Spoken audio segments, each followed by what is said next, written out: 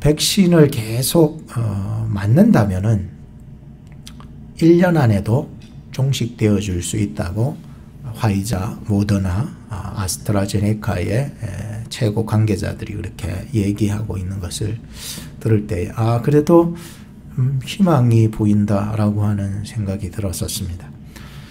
세계의 역사 속에서는 많은 전염병들이 단기적으로 혹은 장기적으로 일어난 적이 있었습니다. 흑사병으로 유럽의 인구 3분의 1이 죽은 적이 있고요. 천연두로 10억 이상의 인구가 굉장히 길었잖아요. 천연두는 굉장히 장기간의 전염병이었잖아요. 그러니까 10억 이상의 인구들을 죽였고, 스페인 독감으로 대략 2천만에서 5천만 명을 죽였고, 에이즈나 말라리아로도 많은 사람이 죽었습니다. 이제 우리에게 세상에 이런 일이 닥쳐오리라 생각지도 못했던 코비드-19이 우리 가운데 다가와서 우리로 하여금 많은 사람들을 죽였습니다. 어제 몇 명이 희생되었는지 보니까 475만 5,924명이 희생되었습니다. 물론 오늘 통계로 보면 더 많이 돌아가셨겠지만 대략 한 500만 명이 조금 안 되죠. 안 되는데 굉장히 많은 분들이 돌아가셨습니다. 근데 백신을 맞으면은 사망률을 떨어뜨릴 뿐만 아니라 중증으로 가는 길목을 차단할 수 있다라고 하기 때문에 백신을 맞으라고 그렇게 얘기함에도 불구하고 아직까지 백신을 다 맞지 못하고 있는 것을 보면은 참 안타까운 마음이 그지 없습니다.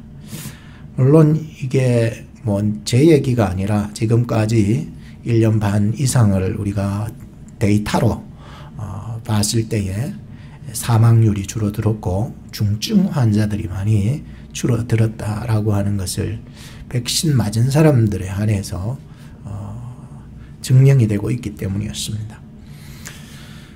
캔사스의 시골에는 뭐 우리 여기서 얼마 되지도 않잖아요. 캔사스 가면은 그 시골에 서바이벌 창립자가 세운 지구 종말 대피소가 있다고 들었습니다. 거기가 어디냐? 여러분 주소가 없습니다. 내비게이션도 안 나온다고 합니다. 그런데 그것을 알아보기 위해서 갔던 어떤 기자분의 그 내용을 이렇게 보면서 거기 대피소는 지구 종말을 위해서 대피소를 만들었는데 12가구가 들어갈 수 있는 곳입니다. 120명을 수용할 수 있는 곳입니다. 지하 15층으로 이루어져 있습니다. 핵폭발이 터진다 해도 든든하게 견딜 수 있는 곳입니다. 중형 아파트 수준의 그러한 그 가구가 12개가 있는데 아주 그렇게 잘 만들어져 있고 그 안에는 오락시설, 수영시설, 체육시설, 기능시설들이 다 갖추어져 있어서 중앙통제실에서 24시간 동안이나 그 안에 모두를 감시하면서 안전하게 보호해 주는 곳이라고 들었습니다. 세상이 어떻게 변해갈지 모르는 것 같은 것이 우리가 이 팬데믹을 겪어보면서 느끼게 되었고요.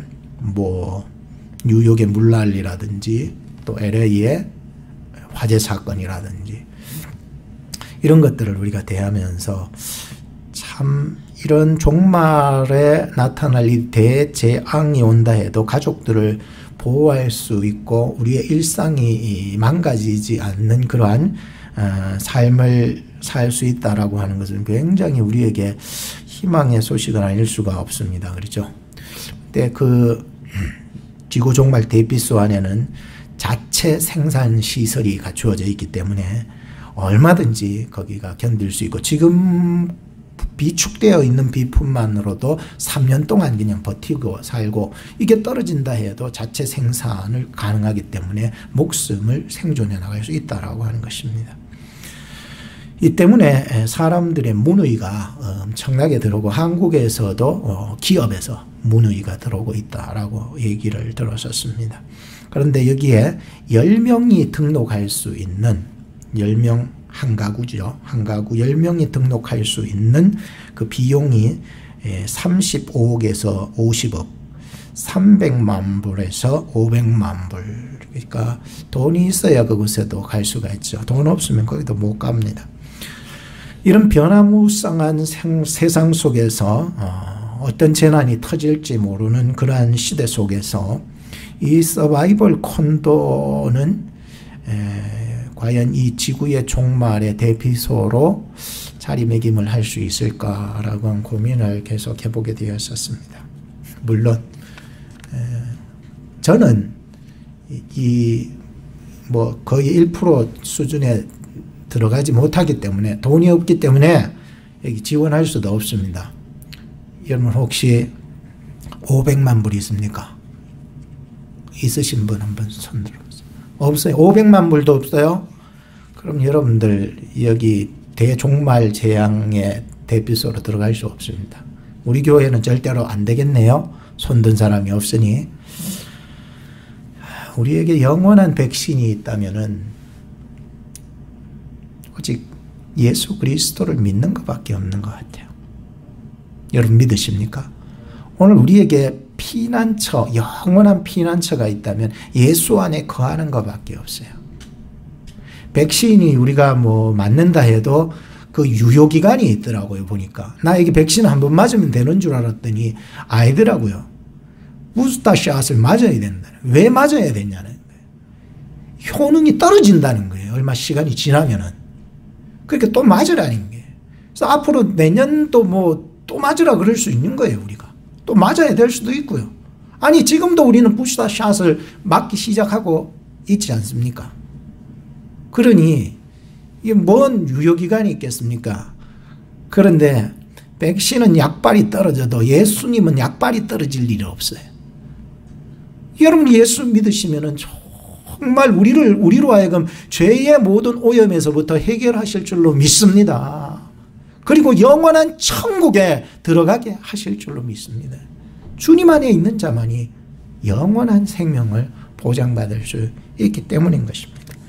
저는 오늘 본문을 보면서 수많은 병자들이 여기에 모여든 것을 보게 되었습니다. 한두 사람 뭐 몇십 명 이런 수준이 아니라고 생각했습니다. 그 당시에 아픈 사람들이 한두 명이었겠습니까? 엄청나게 많은 사람들이 거기에 몰려들었을 것으로 생각을 하게 했습니다. 자신의 그 썩어져 없어질 그 몸뚱아리 질병을 가지고 구원함을 받고자 전설을 믿고 베데스다 연못가에 다 모여들었습니다. 근데 그 중에 38년 된 병자 한 사람이 등장합니다. 그것을 오늘 본문에서도 한 구절로 딱 요약하면서 그 사람을 중점을 딱 시키면서 과연 이 사람에 대한 하나님의 놀라운 갱신이 어떻게 이루어지고 있는가라고 지금 우리는 살펴보기를 원합니다. 그래서 한 세 가지를 오늘 생각할 텐데, 첫 번째는 오징어 게임. 목사님 얼토당토안하게 오징어 게임이 뭐냐고. 물론 조금 바꿔서 뭐 베데스다 게임이라고 이렇게 얘기할 수도 있습니다. 두 번째는 시선 처리. 우리의 눈동자가 어디로 향하고 있나라고 하는, 우리의 마음의 눈동자가 항상 어디를 향하고 있나라고 하는 문제이고, 마지막 세 번째는 그가 먼저라고 하는 이런 내용을 가지고 말씀을 전해드립니다. 첫 번째는 오징어 게임입니다. 신앙생활은 오징어 게임이 아닌 것 같습니다. 오늘 본문 1절에서부터 5절까지 한번 봅시다. 그 후에 유다인의 명절이 있어 예수께서 예루살렘에 올라가시니라.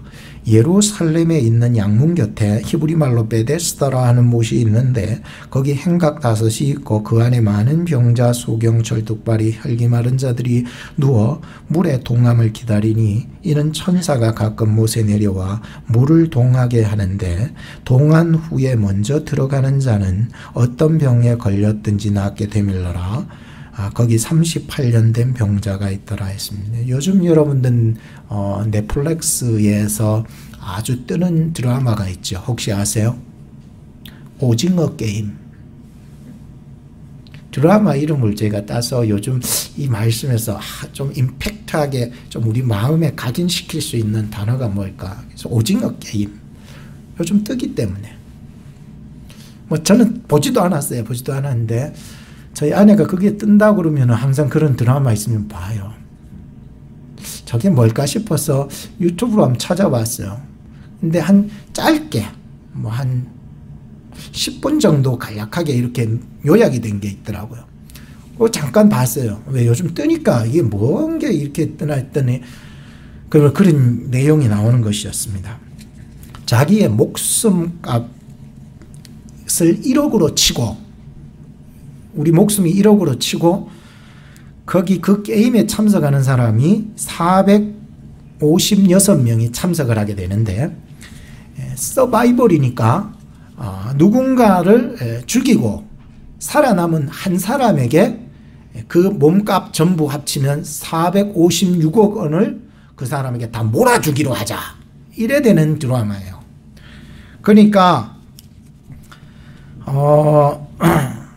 이거를 갖기 위해 가지고 사람들이 얼마나 목숨 걸고 이 경쟁을 뚫겠나라고 생각을 해보게 되었었습니다. 처음에는 이 경쟁에서 이기면은 뭐 돈을 벌겠지라고 그렇게 생각하고 참여하는 이 사람들이었는데 차차 이 게임에 들어가서 생활해보고 이렇게 서바이벌에 전투를 해보니까 이게 아닌 거야.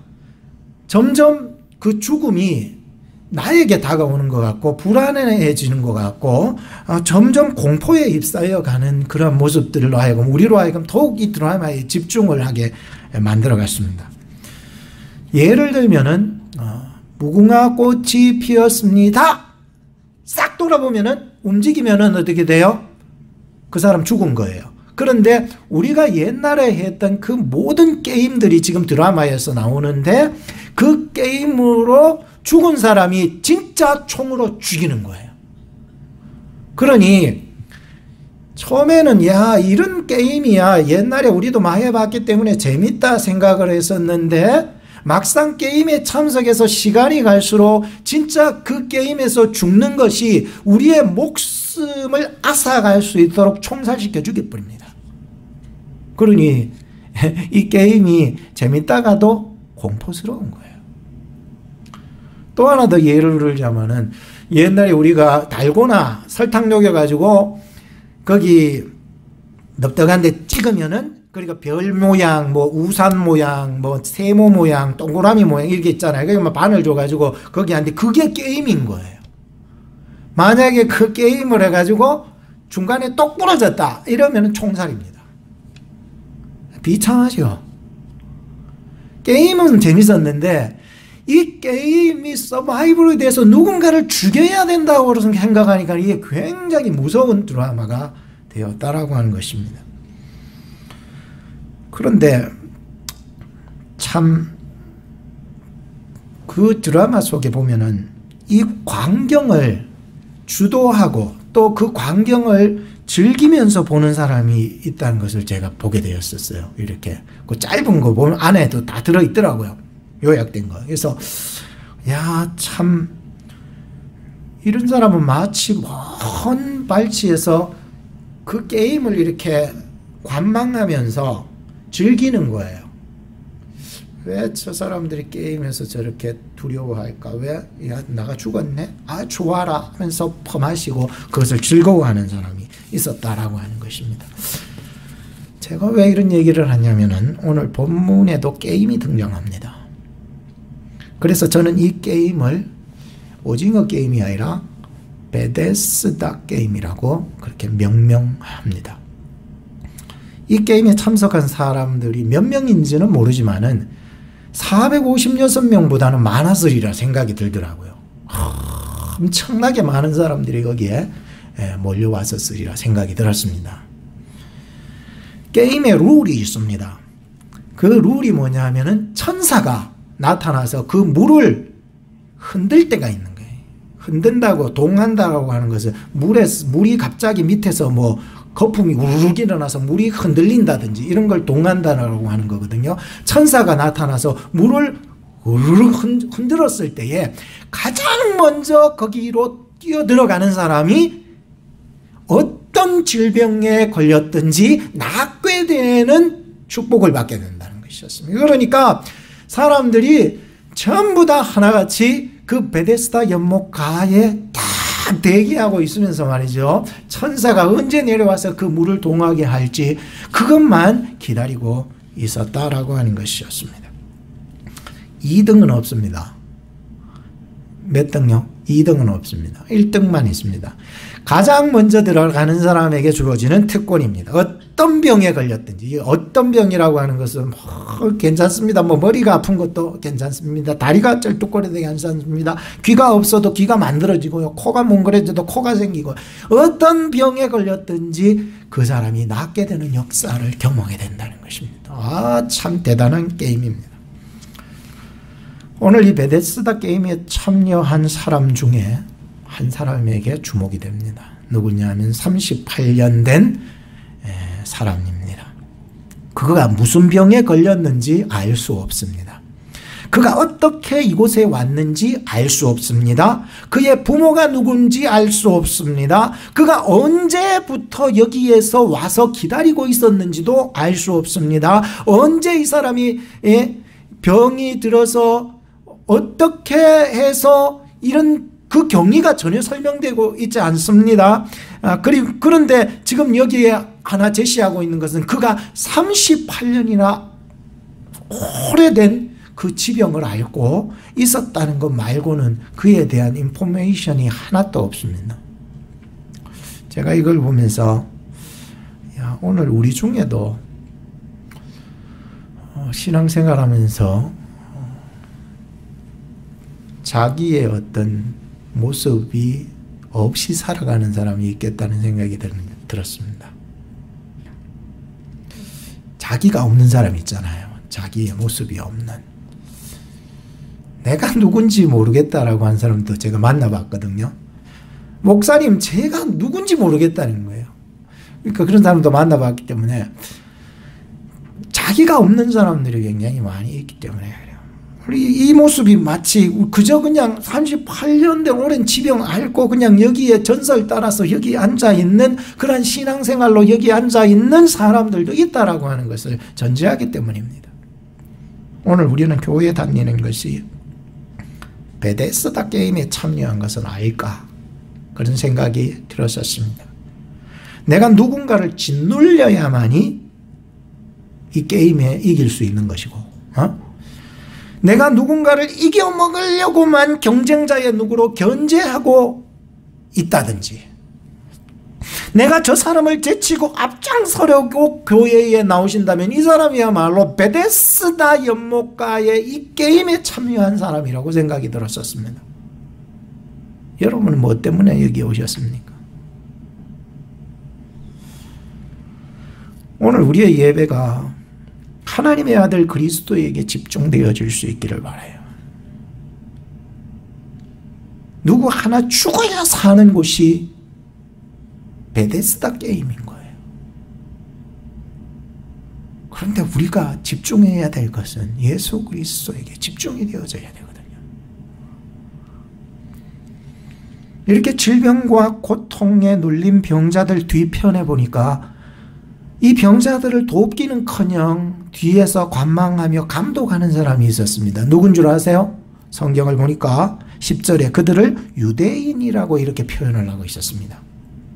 그런 유대인들이 있습니다. 왜냐하면 자기 율법, 즉 미슈나라고 하는 자기 율법을 가지고서 그 규칙에 조금이라도 벗어나면은 가차없이 처단해버리는 유대인 같은 사람이 있는 것입니다.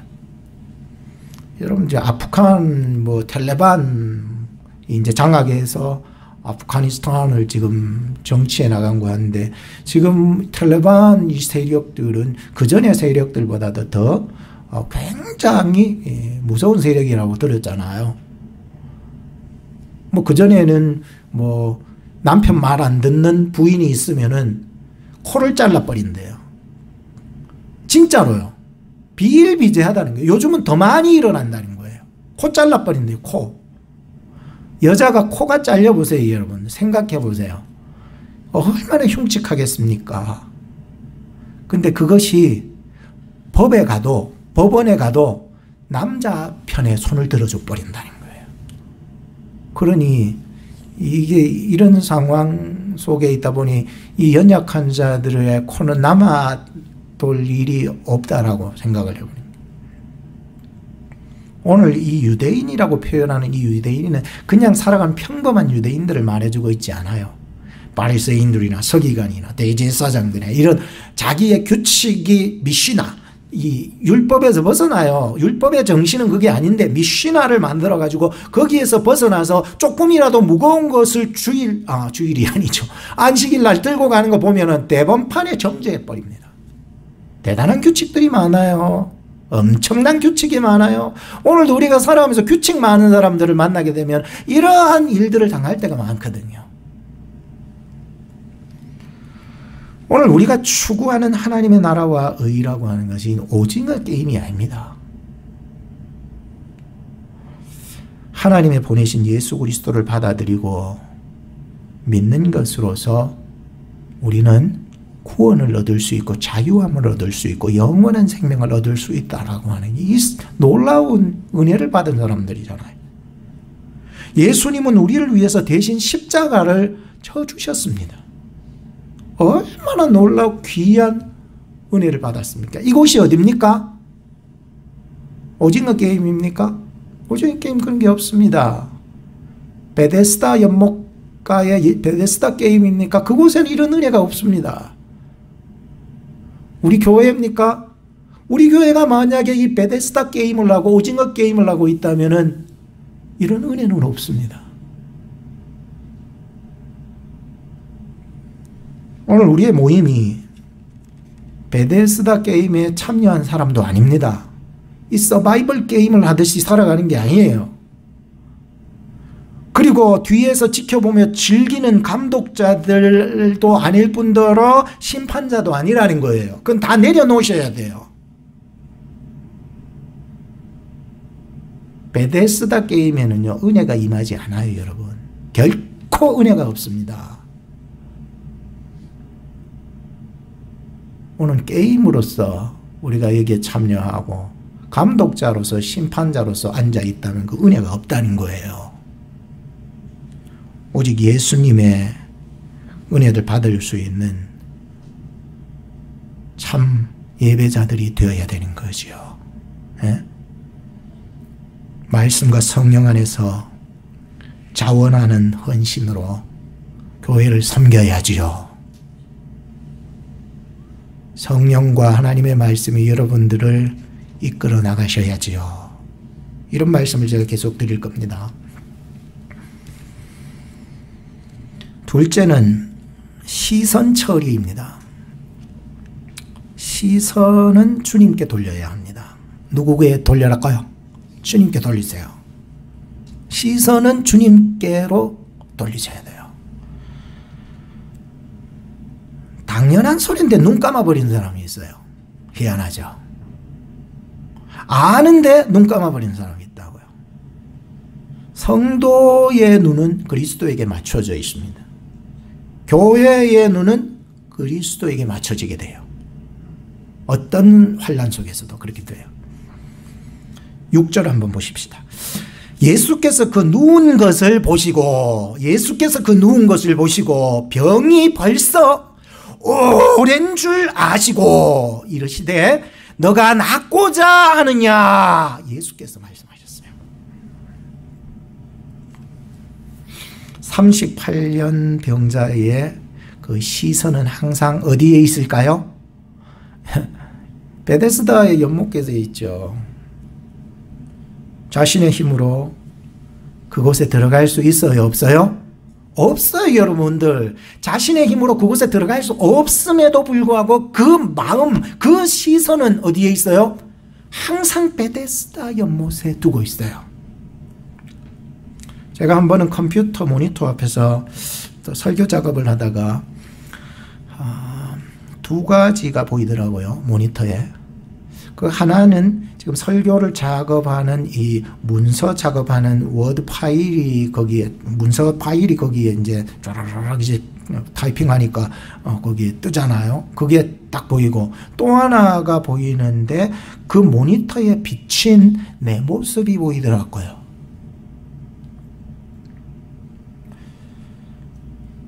일에 집중을 하니까는 내 모습이 안 보이는데, 내 모습에 집중하니까는 일이 안 보이는 거예요. 희한하죠?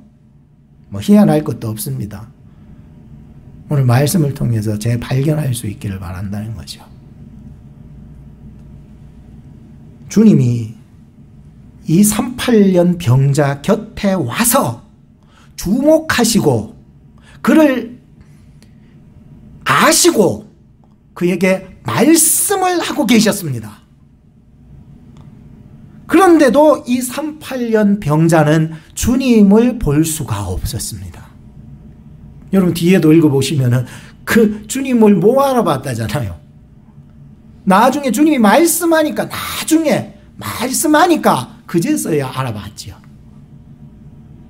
근데 이 사람의 눈이 어디 있어요? 시선 처리가 어디로 되어 있어요? 주님이 그렇게 가까이 와서 내가 너를 주목하고 관심 가지고 너를 안다 하시는 그 주님이 말씀까지 하시는데도 그의 시선 처리는 베데스다 연못에 두고 있었다는 거지요.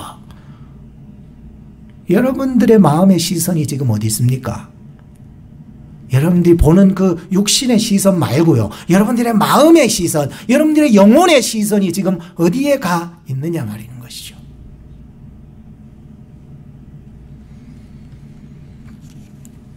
예수님과 제자들이 하루는 배를 타고 가실 때에 제자들이 큰 풍랑을 만나 죽게 될 지경이 일어난 적이 있었습니다. 그때 주님은 어디에 계셨느냐 하면 배 뒤 고물이죠. 고물이라 그러는데 배 뒤 고물에서 주무시고 계셨습니다. 주님은 항상 그들 곁에 계셨어요. 그런데 풍랑이 일어가지고 그 물결이 배 안으로 막 들어오니까는 나중에는 도대체 이 자기의 힘으로는 이게 해결할 수가 없었던 거예요. 근데 그 사람들이 어떤 사람들이에요? 뱃사람들 아닙니까? 그런데도 그 풍랑에는 꼼짝달싹 없이 배가 가라앉을 지경까지 이르게 됩니다. 그때 제자들이 어떻게 했느냐? 성경을 가만히 보니까 자기네 힘으로 자기네 방법으로 다 해봤는데 안 되니까 그제서야 주님을 깨우기 시작했습니다. 근데 그 스토리의 어떤 전반적인 흐름과 느낌과 영성을 이렇게 보면은 믿음으로 주님 이 바다를 잠잠케 해달라고 깨운 게 아닙니다. 믿음도 없이 그냥 주님을 깨웠어요. 믿음도 없이 깨웠는데 주님이 일어났습니다. 주님, 언제까지만 잠만 주무실 겁니까? 우리는 지금 죽게 되었는데 왜 잠만 주무십니까? 라고 하는 것이었는데 예수님이 그들이 그렇게 해서 깨웠는데 예수님이 일어나셔서 해결하십니다. 바람아 잠잠하라. 바람아 잠잠하라 말씀하는 순간 바람이 잠잠해 풍랑이 그치더니 바다가 고요해진 것이었습니다. 우리도 신앙생활을 하다 보면 내 힘 가지고서 주님을 믿고 부를 때가 있어요. 그래서 이건 주님 앞에 책망받을 짓이더라고요. 나중에 주님이 책망받잖아요. 믿음 없이 깨웠었던 그 부분 뭐예요? 믿음이 적은 자들아. 주님은 항상 여러분 곁에 계심을 믿으십니까? 주님이 왜 잠만 주무십니까? 왜 아무 대답이 없습니까? 좀 깨어나서 나 좀 기도하는 거 들어주시고 내 형편을 좀 알아주세요 라고 하는데 주님이 옆에 계셨거든요. 안 깨워. 안 깨우니까 환난을 통해서라도 깨우시게 하실 때가 있어요. 안 깨우니까 우리에게 시련을 줘서 깨닫게 하실 때가 있어요. 그때 뭐 해야 돼요? 정신 차려서 하나님 구하고 깨어 기도해야 될 시간인 줄로 믿습니다. 근데 안 해. 왜? 아직 그만한 믿음이 없기 때문에 그래요. 제자들도 그랬는데요. 예수님이 이걸 못 해결한다. 왜? 예수님은 뱃사람이 아니에요. 근데 자기들은 뱃사람이니까 예수님은 안 된다고 아예 포기를 하고 깨운 거죠. 근데 예수님이 일어나셔서 그 천지 만물을 주관하셔버린 거예요. 주님이 오늘 우리의 인생의 모든 생사화복을 주관하시는 분임을 믿으십니까? 그렇다면 주님을 깨워야죠. 내 영을 깨워야 된다 했잖아요. 깨워 기도해야 된다 했잖아요. 하나님이 어려움을 주시는 거예요. 그래서 억지로 믿음 없이 나와서 주여 살려달라고 하는데 주님이 그 불쌍히 여기서 일어나서 고요하게 만들어버립니다.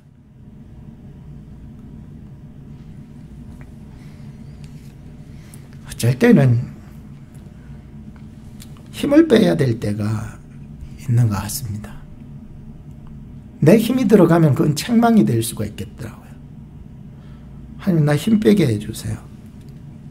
그래야 진짜 주님이 보일 텐데요. 주님 나 힘을 빼주시옵소서. 주님이 일어나셔야 이 바람을 꾸짖으시고 바다를 고요하게 하실 터인데 마치 이 시대 이 세계 열방 지구촌 속에서 주님이 주무시고 계신 것 같아요. 여러분도 같이 주무실래요? 오늘 우리가 해야 될 게 무엇일까요? 주님을 향하여 시선을 돌려야 된다는 거예요. 코로나로 시선을 돌리는 것에서부터 이 코로나를 주관하시고 섭리하시고 만져가시는 우리 하나님께 시선을 돌려야 된다는 것이죠. 내 질병과 아픔과 고통이 있지만 여기에서 시선을 돌려서 누구에게로? 하나님께로 시선을 돌려야 된다. 내 마음이 섭섭한 게 있고 내 마음이 정말로 짜증나는 게 있다 할지라도 내 시선을 이 감정 속으로 들어가게 하지 말고 누구에게로 시선을 돌리라고요? 주님께로 시선을 돌릴 수 있는 여러분 되시기를 주님의 이름으로 축복합니다. 어떻게 이게 사람의 힘으로 됩니까? 안 되거든요. 그래서 저는 말씀을 전할 테니까 여러분들 말씀 듣고 여러분들의 시선을 주님께로 돌리시기 바랍니다. 베데스다 연못 전설입니다. 전설 믿고 살지 마시기 바랍니다. 세상 전설로 우리의 영원한 것을 빼앗기면 안 되기 때문입니다. 한 번은 거라지를 닫으려고 이렇게 문에서 거라지를 눌렸습니다. 거라지가 르릉 하면서 내려오다가 다시 올라가 버린 기라. 이 거라지가 이게 뭐야 이게. 또 눌렸습니다. 눌리고 나 방으로 들어가야 되니까. 근데 또 쭈르륵 내려올라 그러다가 철칵 하면서 올라가 버립니다. 뭐야 이거 하면서 가봤습니다. 앞을 가보니까 거기에 뭐가 있어요? 두 눈이 달렸더라고요. 거라지에도 두 눈이 있습니다. 아십니까? 몰랐습니까? 저 밑에 보면 두 눈이 달렸어요. 근데 그 두 눈에 작은 비닐 하나가 그 눈앞에 걸려 있는 거예요. 걸려 있는 그 비닐을 치우니까 그제서야 그 거라지가 내려가는 것을 확인할 수가 있었어요. 여러분들 지금 여러분들의 시선을 막고 있는 것이 무엇입니까? 여러분들 앞에 있는 여러분들의 마음의 눈을 막고 있는 그 전설을 걷어내시기 바랍니다.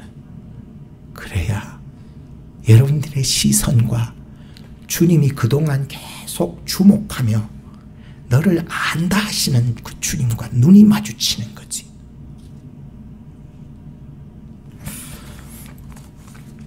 (38년) 된 이 병자의 시선이 작동을 하지 않아요.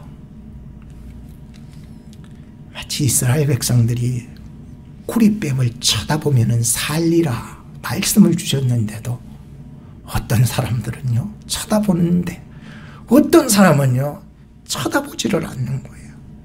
그러니 그 사람들은 다 하나같이 죽어가고 있었던 것처럼 말이죠.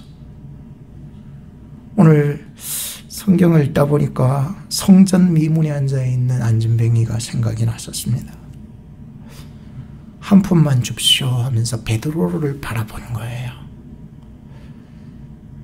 그래서 베드로가 나를 바라봐라 바라봅니다. 뭐 한 푼 줄까 싶어가지고 바라보니까 베드로의 입에서 나가는 말이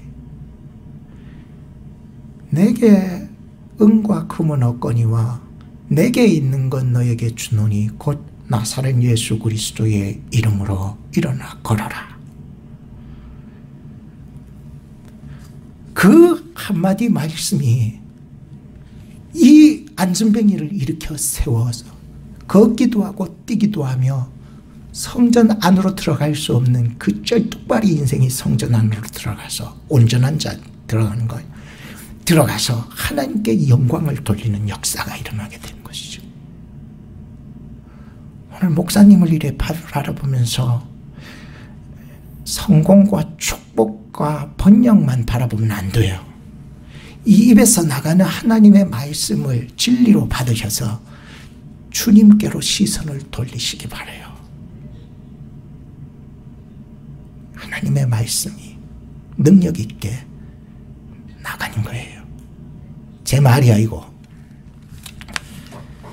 38년 병자는 이렇게 병이 몇 년요? 여러분 38년. 그냥 38년이라면 여러분 이해가 안 되시는데 아파봐야 알아. 38년 동안. 그러니까 38년의 그 병이 아주 깊은 것을 주님께서 보셨던 것이요. 그리고는 그에게 말씀하셨습니다. 네가 낫고자 하느냐. 이 정도 말씀을 주셨으면은 좀 깨닫고 아 주님 이제는 내가 주만 바라보고 시선 절대로 안 띕니다. 주님 바라보고 갑니다. 이렇게 나오고 주님 말씀하세요. 순종합니다. 이렇게 나와야 되는 거 맞잖아요. 네가 낫고자 하느냐 그랬잖아. 주님이. 천지를 주관하신 주님이. 아멘하고 주님께로 향해야 되는데 그렇지 않았다는 거예요. 그렇지 않았다는 거예요. 이 사람이. 38년의 깊은 병을 가진 사람은요 절대로 말을 해도 하나님의 말씀을 전해도 절대로 못 알아먹습니다. 왜? 병이 깊기 때문에. 그래서 예수님은 그 사람이 병이 깊은 줄을 아셨던 거예요. 그리고 여러분들이 마지막으로 말씀드릴 게 뭐냐면은 그가 먼저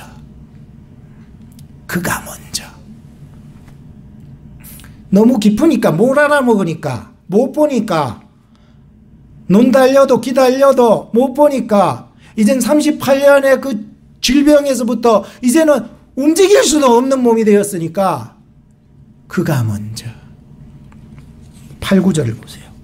예수께서 가라사대 일어나 너의 자리를 들고 걸어가라 하시니 그 사람이 곧 나아서 자리를 들고 걸어가니라.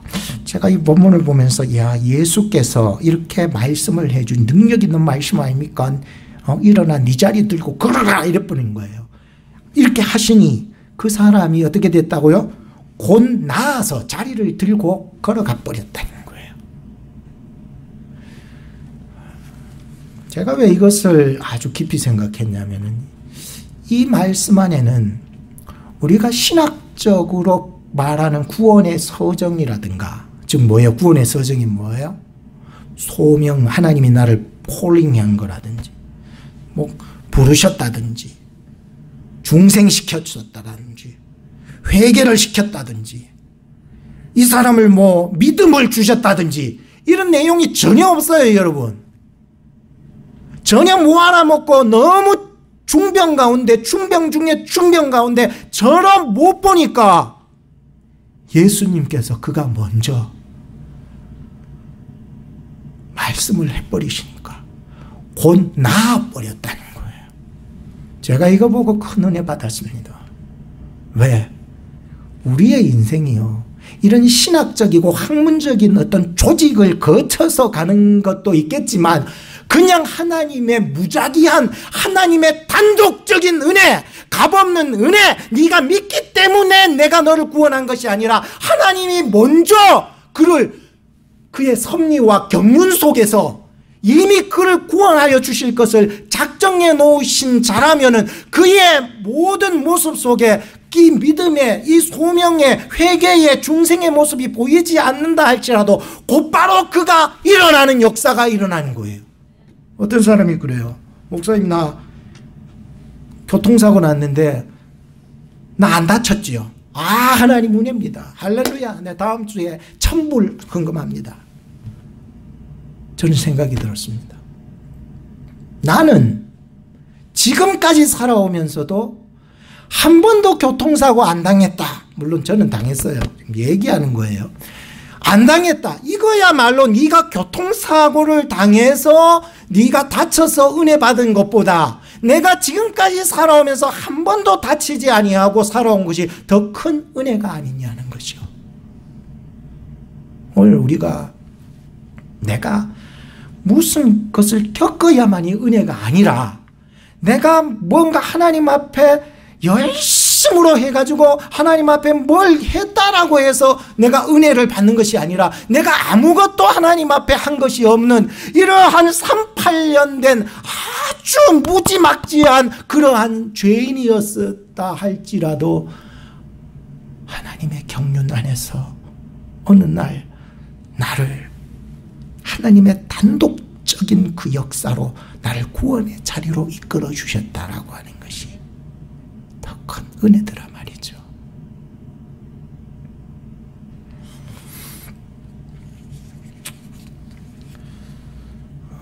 오늘 우리가 하나님 앞에 받은 은혜야말로 바로 이런 은혜가 아닐까 생각합니다. 38년 된 병자가 주님의 은혜로 말미암아 치유받았는데 그저 은혜예요. 값이 없어요. 이 사람은 죄인이었고 네가 다시 죄 짓지 말라 그랬으니까 죄인이었고 이 사람은 아예 주님을 바라보지도 못하고 듣지도 못하고 시선도 처리도 베데스다 전설에 있었고 이 사람의 연고지는 아무것도 없고 자기에 대한 어떤 정체성이나 이런 존재감이 없고 이런 사람이었죠. 이런 사람이 하루아침에 단순간에 하나님의 경륜 안에서 뒤바뀌는데 제가 이것을 하나님의 갱신이라고 말할 수가 있었어요.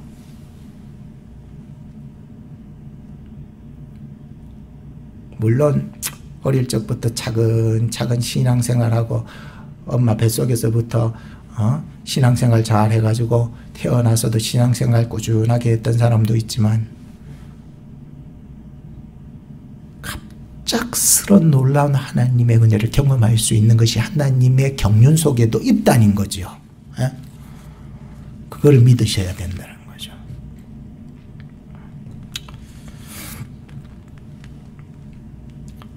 (14, 15절을) 다시 보시면 그 예수께서 성전에서 그 사람을 만납니다. 보라, 나중에 만나게 되겠죠. 만납니다. 만나서 보라, 네가 나았으니 더 심한 것이 생기지 않게 다시는 죄를 범치 말라. 이 말씀이 어디서 와닿았었냐면은 간음하다 붙잡혀온 여자에게도 똑같은 말씀을 하셨잖아요. 다시는 가서 죄를 범치 말라. 이게 은혜더라고요. 내가 어떤 사고로 어떤 계기로 주님 앞에 팍 붙잡혀왔는데 거기서 노임을 받는 거예요. 나의 계획은 없었는데 말이죠. 그렇게 말씀하시니 그 사람이 유대인에게 가서 자기를 고친 이는 예수라 하니라. 이거 꼰지른 게 아니고요. 꼰질렀다. 그게 아니고요. 유대인들한테 가서 예수가 뭐 이렇게 해서 그랬다 그렇게 꼰질른 게 아니라 이것을 일컬어서 예수 그리스도를 자랑한 것이다. 예수 그리스도를 신앙 고백한 것이다. 이렇게 해석이 되어야 옳은 것입니다. 이 사람은 갑작스럽게 내려진 그 하나님의 그 경륜 속에서의 갱신을 경험하고는 남은 모든 삶을 이제는 예수님 자랑하며 예수님이 나를 고쳐주신 그 신앙 고백을 하며 살게 되었다라고 하는 것이었습니다. 결론을 짓겠습니다. 교회 사무실에서 앉아서 설교 준비를 이렇게 하면서 몸이 찌부듯해가지고 기지개를 쫙 펴서 오른쪽 벽을 살펴봤습니다. 눈에 보이니까 오른쪽 벽을 하면서 봤는데 예수님께서 나를 보시면서 웃으시는 거예요. 왜냐하면은 제 오른쪽 벽에는 예수님의 성막 얼굴 그림이 있거든요. 나를 향해 웃으시는 거예요. 근데 어떤 날은요, 참 마음속에 좀 짜증이 나고 화가 나고 힘들다라고 생각을 하고서 그 예수님의 얼굴을 이렇게 보면은 저를 향해서 째려보는 것 같아. 근데 똑같은 얼굴이에요. 그런데 어떤 날은 나를 향해서 웃고 계시고 어떤 날은 나를 향해서 째려보시는 거야. 이게 도대체 어떻게 되냐 이렇게 생각을 하는 거예요. 이제 여러분 9월달이 되었고요. 이제 갱신에 대한 말씀을 9월달에 계속 해왔고요. 저나 여러분들이 이 말씀 붙잡고 살아가려고 했고요. 과연 예수님이 나의 이 9월달의 모습을 보시면서 웃으실까 째려보실까 한번 생각을 해볼 수 있기를 바라는 것입니다. 주님은 항상 우리 곁에 계시고요. 믿으십니까? 계셔요. 우리 곁에 계시고 오징어 게임 같은 인생 살았었을지라도, 그죠? 시선을 베데스다 연못의 전설에만 두고 살았었을지라도 하나님의 경륜 안에서 일어나 너의 자리를 들고 걸어가라시는 주의 말씀 앞에 계속해서 우리는 하나님의 갱신을 경험해 나갈 수 있기를 축복합니다. 기도하겠습니다. 오늘도 살아 역사하시고 우리를 구원의 백성으로 날마다 갱신시켜 주심 감사합니다. 영영투로 누워서 죽어야만 했던 38년 병자 같은 우리의 인생까지 하나님의 그 높고 넓은 경륜 안에 일어나 자리를 들고 걸어가게 하셨사오니 남은 우리의 모든 삶의 시간들 주를 자랑하며 내 신앙을 고백하며 살아가는 그러한 인생이 되게 하여 주시옵소서. 영원한 지혜로 죽어 지옥 갈 저희 인생을 구원하여 주신 우리 구주 예수님 이름으로 기도합니다. 아멘. 자, 찬양 부르시면서 준비하신 헌금 드리겠습니다. 그 선한 힘에 고요히 감사하여 그 놀라운 평화를 누리며 나 그대들과 함께 걸어가네. 나 그대들과 한 해를 여네. 지나간 허물 어둠의 날들이 무겁게 내 영혼 짓눌러도 주여 우릴 외면치 마시고 약속의 구원을 이루소서. 그 선한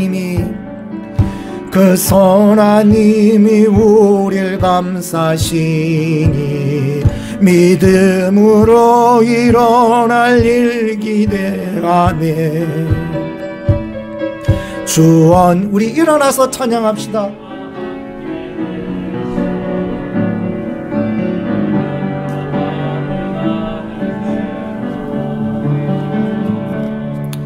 주께서 밝히신 작은 촛불이 어둠을 내치고 타오르네. 그 빛에 우리 모두 하나 되어 온누리에 비추게 하소서. 그 선한 힘이 우리를 감싸시니 믿음으로 일어날 일 기대하네. 아멘이죠. 주 언제나 우리와 함께 계셔. 하루 또 하루가 이 고요함이 깊이 번져갈 때, 이 고요함이 깊이 번져갈 때, 저 가슴 벅찬 노래 들리네. 다시 하나가 되게 이끄소서. 당신의 빛이 빛나는 이 밤, 그 선한 힘이 우리를 감싸시니, 그 선한 힘이 우리를 감싸시. 믿음으로 일어날 일 기대하. 주 언제나 우리와 함께, 주 언제나 우리와 함께 계셔. 하루 또 하루가 늘 새로워. 드리신 헌금을 위해서 기도하시겠습니다. 하나님 베푸신 은혜, 불기둥과 구름기둥으로 지난 한 주간, 지난 한 달을 보호하여 주심 감사합니다. 죽어 영영 지옥 형벌을 면치 못할 인생, 예수 그리스도 안에 구원하여 주세요. 영원한 생명을 주사 천국의 소망으로 기쁘게 즐겁게 밝고 즐겁게 희망차게 그렇게 살아가게 하심을 감사합니다. 오늘 주 앞에 드리는 우리의 섬김, 헌신, 수고들이 주님께서 받으사 복이 되게 하시고, 11조와 주일헌금, 건축헌금, 선교헌금, 감사헌금, 특별헌금, 헌화로 주님 앞에 드리는 귀한 손길에 복의 복을 나아갔으며, 진실한 마음과 정성으로 예배드리며 말씀과 성령 안에 힘을 얻고 돌아가는 우리 사랑하는 성도님들마다 이 한 주간 하나님의 보호와 도우심으로 함께하여 주셔서, 특히 아픈 성도님들 찾아주셔서 몸과 마음에 주의 위로하시는 그 손길이 함께하여 주옵소서. 우리를 구원하신 구주 예수님 이름으로 기도합니다. 아멘.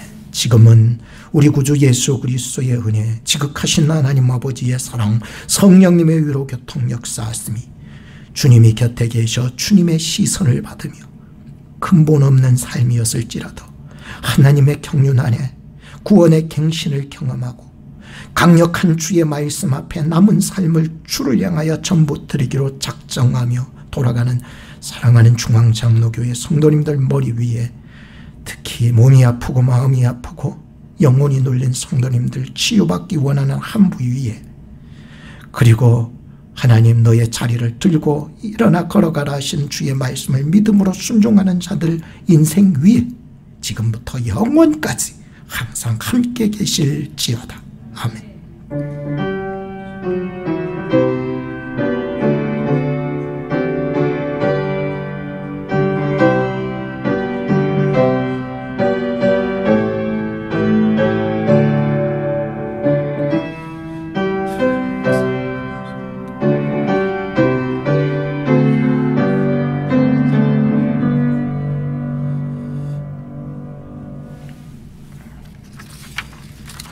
이 한 주간도 주님과 시선을 함께하며 살아가시기 바랍니다. 안녕히 돌아가시기 바랍니다.